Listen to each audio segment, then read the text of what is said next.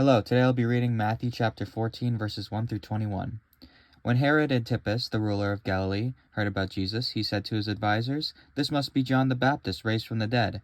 That is why he can do such miracles." For Herod had arrested and imprisoned John as a favor to his wife Herodias, the former wife of Herod's brother Philip. John had been telling Herod, "It is against God's law for you to marry her." Herod wanted to kill John, but he was afraid of a riot because all the people believed John was a prophet.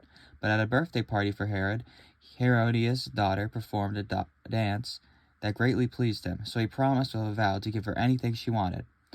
At her mother's urging, the girl said, "I want the head of John the Baptist on a tray." Then the king regretted what he had said, but because of the vow he had made in front of his guest, he issued the necessary orders. So John was beheaded in the prison, and his head was brought into the tray and given to the girl, who took it to her mother. Later, John's disciples came for his body and buried it. Then they went and told Jesus what had happened. As soon as Jesus heard the news, he left in a boat to a remote area to be alone.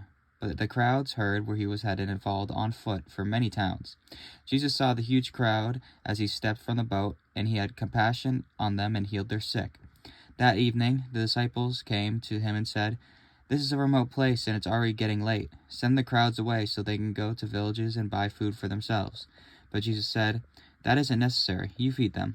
"But we only have 5 loaves of bread and 2 fish," they answered. "Bring them here," he said. Then he told his people to sit down on the grass. Jesus took the 5 loaves and 2 fish, looked up towards heaven, and blessed them.